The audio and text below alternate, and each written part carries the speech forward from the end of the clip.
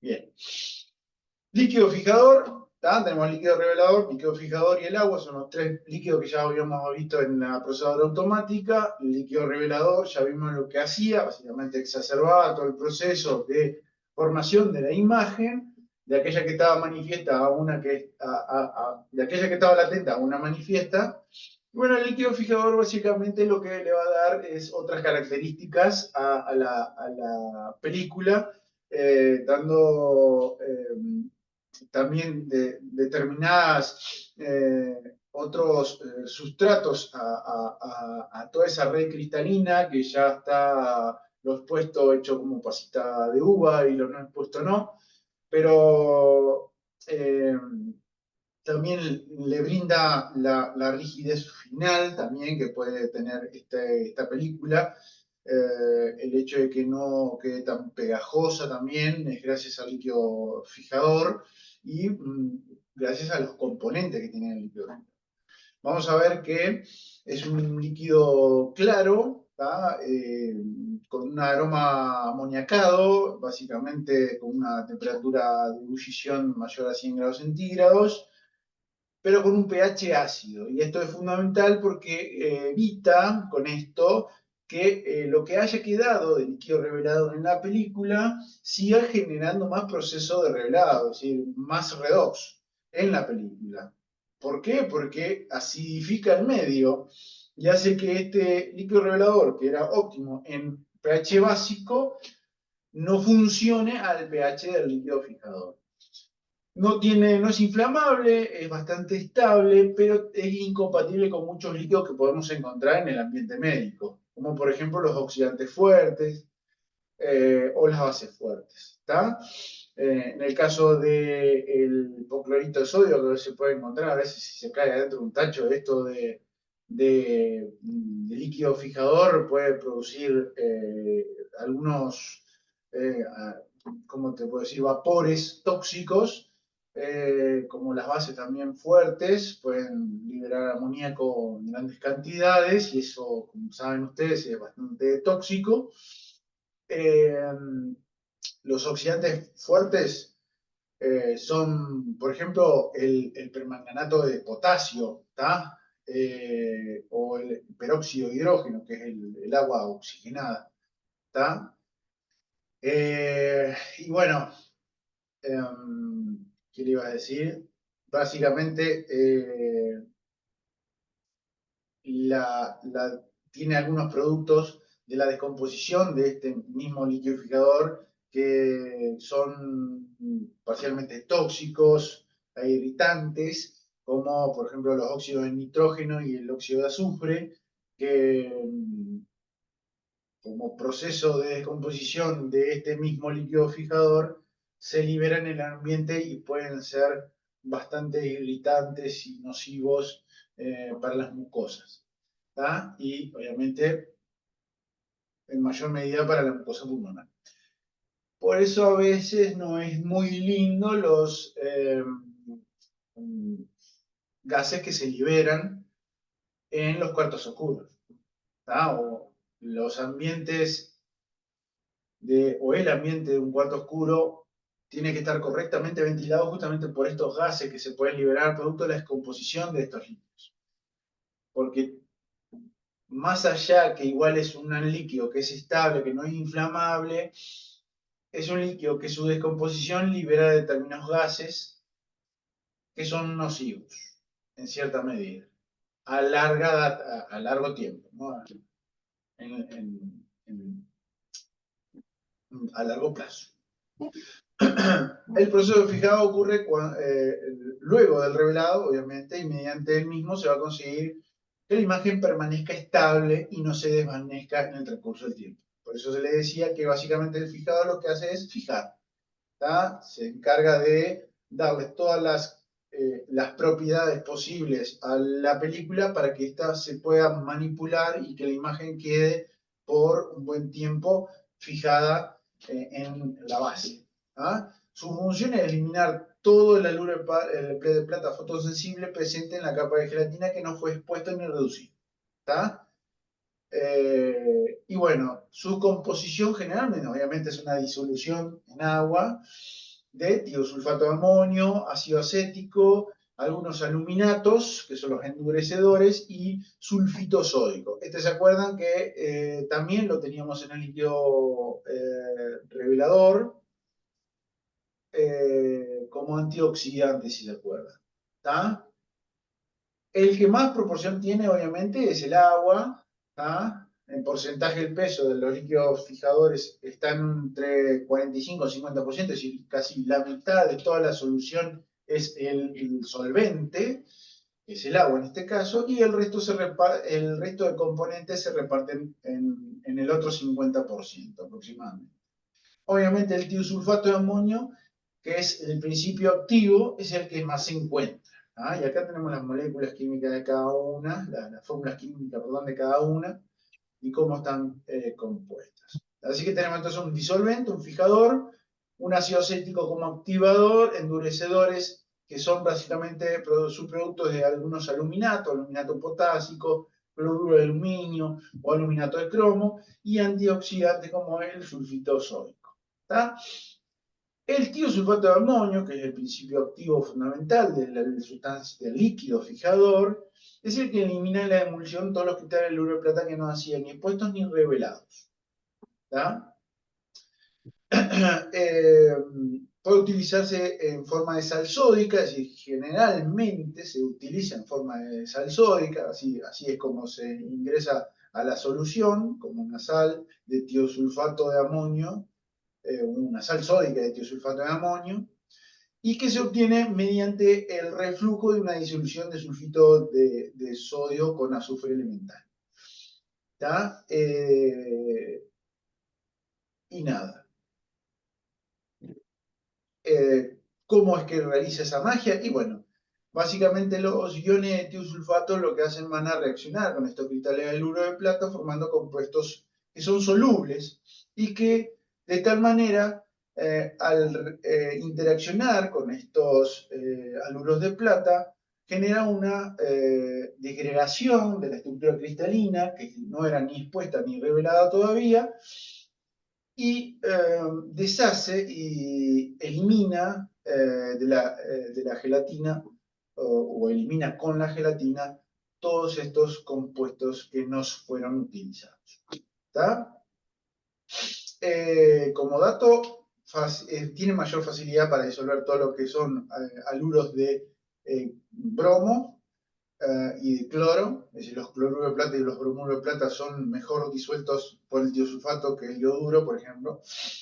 Y la velocidad del proceso está directamente proporcional directamente relacionado con la concentración del mismo, en el líquido fijador. Otro dato a tener en cuenta es que se utiliza el tiosulfato simplemente porque es más barato y no es tóxico, como sal sódica. Otro compuesto que encontramos en el líquido fijador son los activadores. En este caso se utiliza el ácido acético, también llamado metilcarboxilo o etanoico, que es el que neutraliza todos los restos que pueden quedar del proceso de revelado. Actúa como lo que era el baño de paro que se usaba cuando se sumergían en tinas las películas, primero en revelador y después en agua, antes de colocarlo en líquido fijador. Como es un ácido, básicamente acidifica el medio y con esto hace que pierda cualquier resto de revelador, pierda efectividad.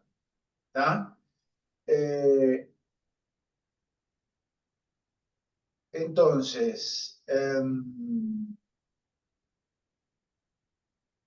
dicho sea de paso, entonces, el ácido acético lo que hace es amortiguar y controlar el pH.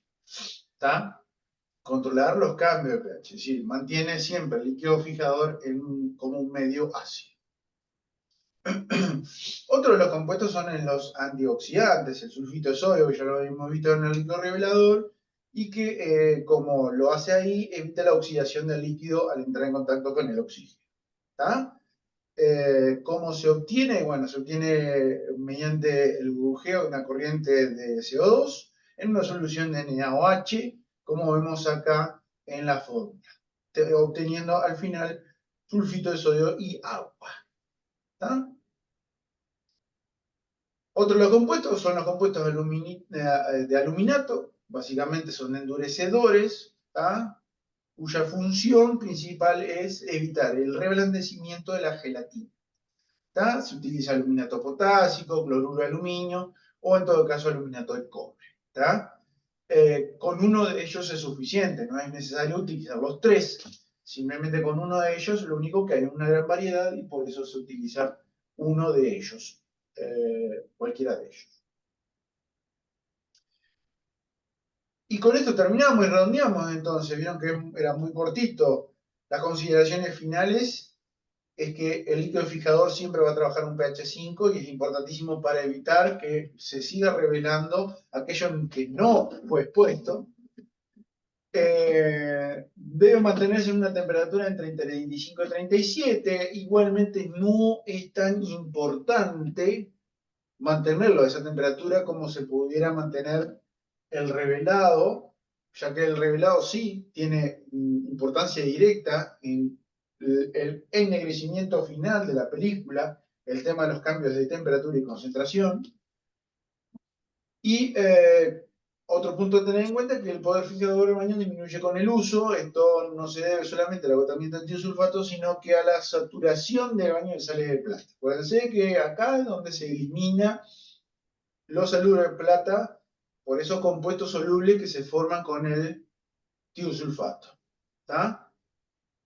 Y estas sales se acumulan y esto hace que sature el líquido fijador y esa saturación genera una disminución de la eficiencia del líquido fijador para fijar las películas. Por ende, siempre, por eso, obviamente, los procesadoras automáticas colocan líquido nuevo con cada película ingresando y siempre hay un batido para evitar que se acumulen sales de plata o que se cristalice el líquido fijador en la tina del líquido fijador. La concentración de plata en el baño, con esto, le digo que la concentración de plata en el baño debe ser y no puede pasarse más de los 6 gramos por litro, ¿tá? Siendo muy considerable el aumento del tiempo de fijado con el aumento de la concentración. ¿Tá? Es decir, como verán en la gráfica, obviamente demoraría mucho más el fijado, quedaría más blanda, no se separaría mucho más, no se separaría más eficientemente la red cristalina esa no expuesta y no revelada de la gelatina con mayores cantidades de plata depositada. ¿Ah? Y bueno, con esto todo para el líquido fijador, chicos. ¿Dudas con esto?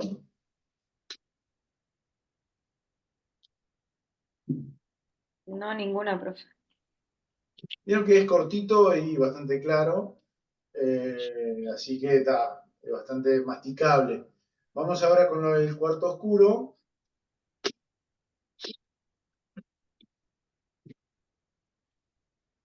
Que es un debe de la carrera del cuarto oscuro para la formación de los nuevos radiólogos, porque han pasado un montón de cosas en los cuartos oscuros, más en los lugares donde no había directamente luces. Yo tengo, eso se lo puede contar una compañera que tenía yo de generación, que estábamos practicando y los dos estábamos tratando de colocar película nueva ¿cómo es que le iba a decir? Película nueva en un chasis. Y bueno,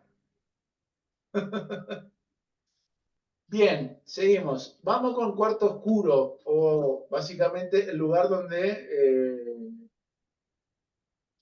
hacía toda la magia. El que voy a compartir. Ahí va. Bien.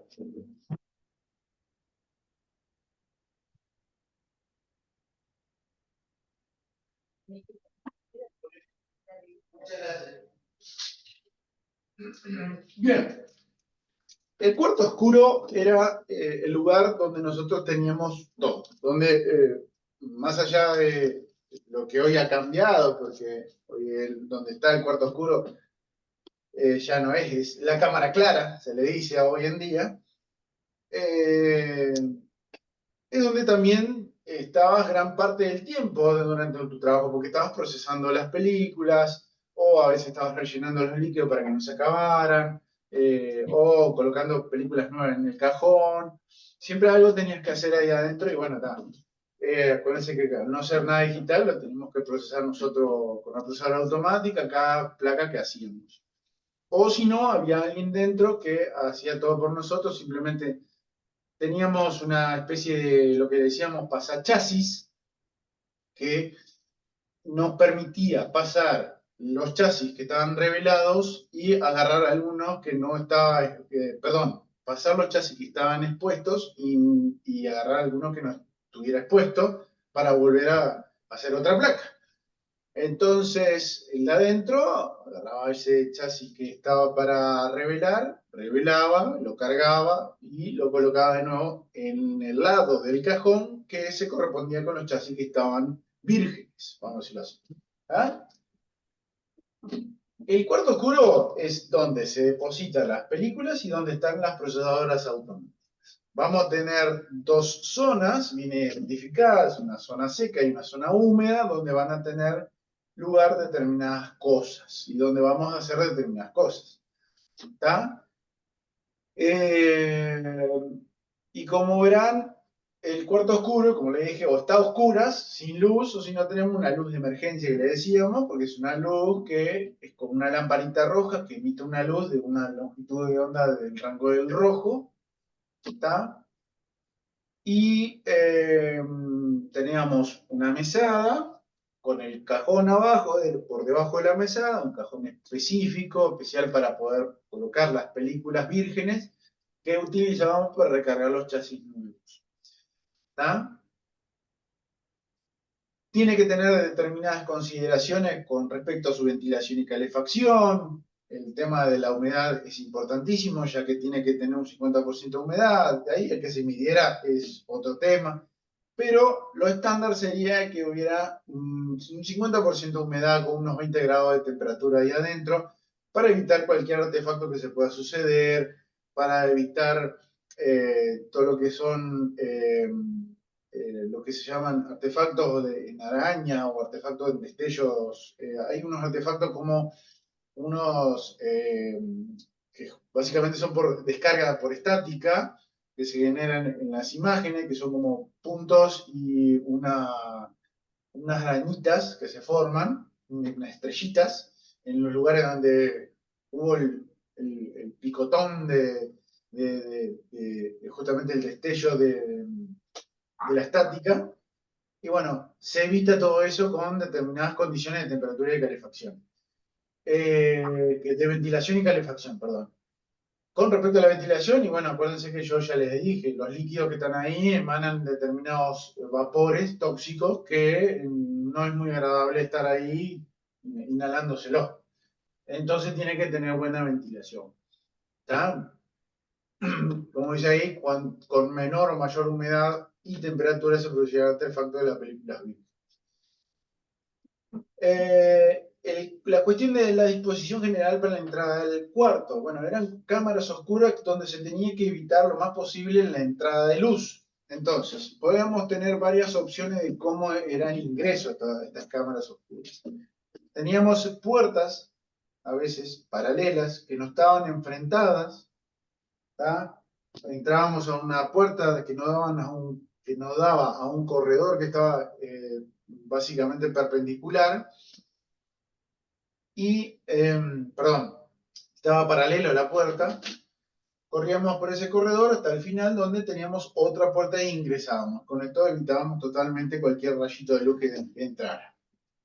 Habían algunas otras que eran en el laberinto, como se decía, que es básicamente, imagínense como que si fuera una U acostada, una U cuadrada bien acostada, donde en cada puntita de la U teníamos una de las puertas. Ingresábamos por una, cerrábamos, hacíamos todo el corredor en U hasta la otra puerta e ingresábamos a la cámara.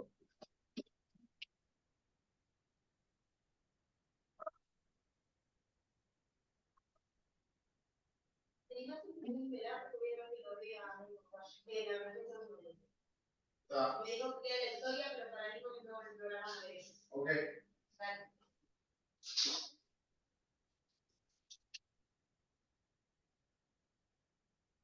Denme un segundo que ya estoy con ustedes. Voy a pausar la grabación. Seguimos. Bien, y después había una tercera forma de ingreso, una tercera puerta.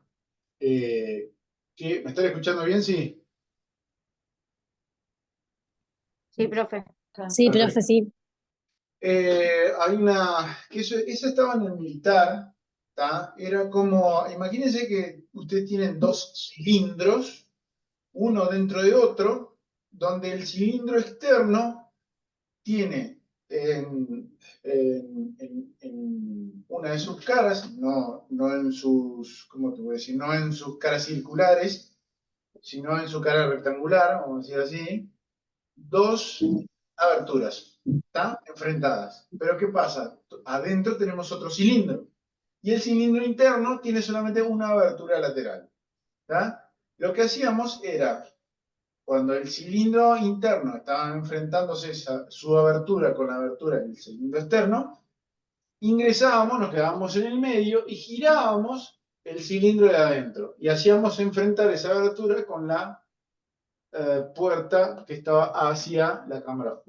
¿Está? Era bastante rebuscada, pero evitaba bastante la luz. Bastante. A veces quedaba alguna por ahí. Un pedacito de luz que podía entrar a veces y bueno. Pero se trataba de que no entrara nada, ¿no? Por supuesto, porque cualquier pequeña lucecita, es más, se trataba de no entrar con los celulares, nada por el estilo. Con el tema de que a veces con el tema de los celulares, porque estamos hablando de que los celulares vinieron bastante después que surgiera todo lo del tema de los cuartos oscuros y todo eso, obviamente. Y bueno, a veces con los celulares, una luz que se prendía en un celular, eh, y ni te digo un reloj, ahora los relojes inteligentes velaban todo el cajón si querían. Y estamos hablando de que los cajones a veces tenían 500 películas adentro y era bastante costoso el velado de las películas, ¿no?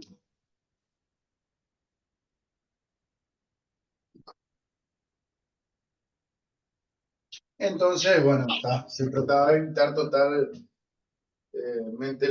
que ingresara una pequeña cosita de luz, ya eso era jodido para cualquiera que estuviera adentro. Como le dije, tiene una zona seca y una zona húmeda, una zona seca donde se manipula el chasis, donde se hace el recambio de las películas, por películas virgen, y una zona húmeda que era donde estaba la procesadora automática con todos los líquidos. Es bastante obvio, ¿no? En la zona seca vamos a encontrar la mesada con la máquina identificadora. Yo creo que una vez le conté más o menos de qué consistían este tipo de máquinas identificadoras. El cajón que estaba por debajo de la mesada, la luz roja que estaba encima de la mesada, generalmente bien donde trabajábamos, y un armario donde se colocaban las películas para cargar, las películas vírgenes para cargar el cajón y demás. ¿Está? La mesada de la zona seca es una mesada que justamente estaba hecha para que no generara mucha carga estática, con el rozamiento, además, con materiales para eso, donde se colocaba paradas las películas vírgenes y acostadas las películas para revelar. Era como que algo de cajón. Siempre el que entraba al cuarto oscuro sabía que lo que estaba acostado dentro de una mesada era para revelar, y lo que estaba parado en la mesada era película virgen, era chasis con película virgen. ¿Está? Están golpeando otra vez. Bien. En la zona seca, donde se manipulaban los chasis, donde se vaciaba los puestos y se colocaba película virgen, podíamos encontrar chasis de diferentes tipos. Acuérdense que los chasis eran básicamente en todos los lugares donde había cuarto oscuro con sistema película pantalla, chasis de 18 por 24, 24 por 30, 35 por 35, 30 por 40 y 35 por 43. Esos eran los tamaños diferentes de películas que había. ¿Tá? Y antes, cuando existían solamente, bastante distribuido en todos lados, sistema película pantalla, cuando hacíamos las pruebas, ¿no?, de técnicas, teníamos que saber hasta cuál era el tamaño apropiado de película para el enfoque que teníamos que realizar. ¿Tá? Hoy en día eso ya no se toma mucho en cuenta, pero antes sí, y también te lo preguntaba. El cajón que está por debajo de la mesada era un cajón especial, ya les comenté, que era un cajón con una bisagra inferior, donde tenía separaciones, ese cajón era este mismo que están viendo acá, con separaciones ahí adentro. Se colocaba películas con un determinado orden, generalmente las de mayor tamaño se colocaban contra el borde, después se iba con cada separación colocando películas de menor tamaño, es decir, las 35 por 43 estaban más contra, y las 18 por 24 estaban más metidas adentro del cajón, en la separación más interna, y que nos ayudaba a no tener luz, poder, metiendo la mano solamente, agarrar la que correspondía dependiendo de la separación donde uno metía la mano. ¿Está? Y estaban todas paradas, como verán, todas las películas estaban paradas. ¿Por qué? Para evitar que se apilen y se aplasten y la gelatina y las emulsiones se aplasten y se marquen. ¿Tá? Bien, creo que todo esto yo ya se lo acabo de decir. Era un cajón hermético, obviamente. Generalmente era de madera, un cajón de madera, hermético, sellado con burletes, que no ingresaba luz, que tenía por su propio peso la facilidad de cerrarse por sí solo, por eso si se te iba el cajón, guarda los dedos, como me pasó a mí, que me trocé un par de dedos, y se hacía de madera porque se evitaba hacer de plástico para evitar los artefactos.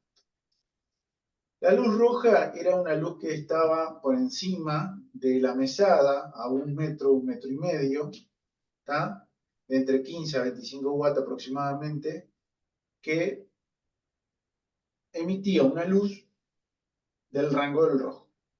Y el rango del rojo es un rango donde obviamente no tenemos correspondencia espectral con las películas, por ende no se suponía que no va a velar, pero si la dejamos por mucho más tiempo la película sobre la mesada abajo de esa luz, igual llega un momento donde empieza a velarse.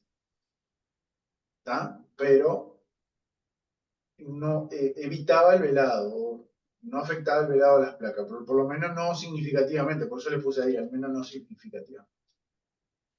Las medidas ya se las dije, y en la zona húmeda tenemos la procesadora automática con los tanques de reserva, todo el sistema de desagüe y la luz blanca, ¿tá? Porque obviamente tenemos que ingresar a esa zona y tenemos que limpiar, tenemos que cambiar los líquidos, tenemos que hacer muchas cosas. Necesitamos una luz blanca, no vamos a hacer todo con la luz roja tenue que tenía. Y ni imagínense en el clínica que no tenía luz. ¿Tá?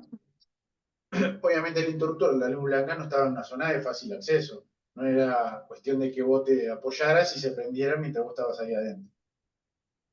¿Tá? Estaba en una zona que era bastante difícil de acceso, pero todo el mundo sabía que estaba ahí. ¿Tá? Procesadora, ya ahora no vamos a detenernos en la procesadora automática, y menos en la luz blanca, pero porque yo acabo de decirle todo lo que hice acá. Con respecto a las paredes tenían que tener un color adecuado para que se reflejara bien la luz roja. Y generalmente era o blanco o crema. Generalmente, les digo todo generalmente porque no siempre se cumple la regla, pero eran de mosaicos o, ¿cómo les puedo explicar? De algún azulejo de color crema o claro, que iba preferentemente desde la mesada hasta casi el techo. ¿Tá? Por lo menos 1,20 m por encima de la mesada, ¿tá? Como criterio. ¿Tá? Ya les comenté lo del pasachasis. El pasachasis era un cajón que estaba a través de la pared, que tenía una división en el medio con dos puertas, donde generalmente se pintaban diferentes las puertas para que supiéramos que en esta puerta estaban las películas vírgenes y en esta las puestas. ¿Tá? Era una abertura que comunicaba la sala de rayos con el cuarto. Y generalmente tenían un sistema donde la puerta de que estaba del lado del equipo de rayos no se podía abrir si la puerta que estaba del lado de la cámara oscura estaba abierta. ¿Tá? Y viceversa. Digo, generalmente porque no todo el mundo lo tenía y a veces lo que teníamos el criterio de preguntar. Así, le golpeábamos y le decíamos, ¿está cerrada la puerta? Le preguntábamos al que estábamos adentro, porque así no le velábamos. Imagínate, vamos a poner un chasis de una película expuesta para revelar y el otro tiene la puerta abierta adentro. Y bueno, sería una cagada porque metes toda la luz para adentro. ¿Ah? Bien. Bueno, cuestiones de limpieza obviamente es primordial para evitar todo lo que es polvo y demás en la película. ¿Tá? Tendría que ser siempre un área bastante limpia, pulcra, libre de polvo para generar lo menos artefactos posible. Que fuera así siempre, pero bueno, es lo que se busca. ¿Ah? Y bueno, chicos, fin. ¿Alguna preguntita? ¿Alguna curiosidad que se quieran sacar sobre el cuarto oscuro?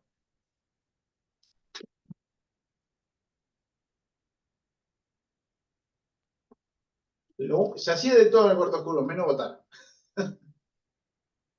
Menos votar.